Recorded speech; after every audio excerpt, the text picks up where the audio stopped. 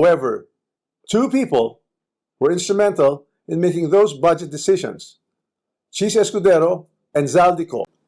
Definitely not in the session hall of the House of Representatives. Here's the simplest way to test that theory that I am the mastermind of this scheme. If I were truly involved in a fraudulent scheme of this nature, then the first place one would expect to see that pattern would be in my own district, in the projects most easily associated with me. You would have seen it in Tacloban, but I say this with absolute certainty. You won't see it in my district. My district has 0 ghost and 0 substandard flood control projects. 0. And that is verifiable.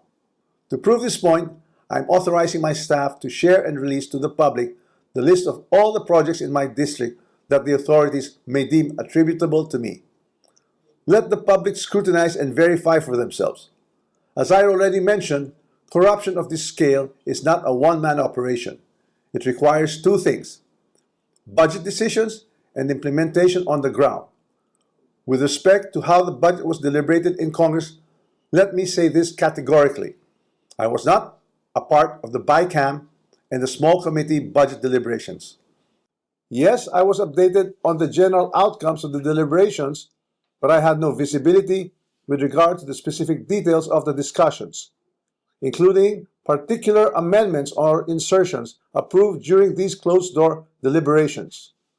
Records would show that I did not participate in those meetings and I was not privy to what exactly transpired during the deliberations.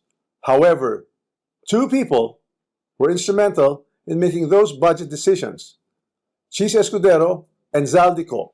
And once the budget becomes law, the work of implementing flood control projects, or any project for that matter, is solely within the purview of the executive, including the DPWH, certainly not by legislators.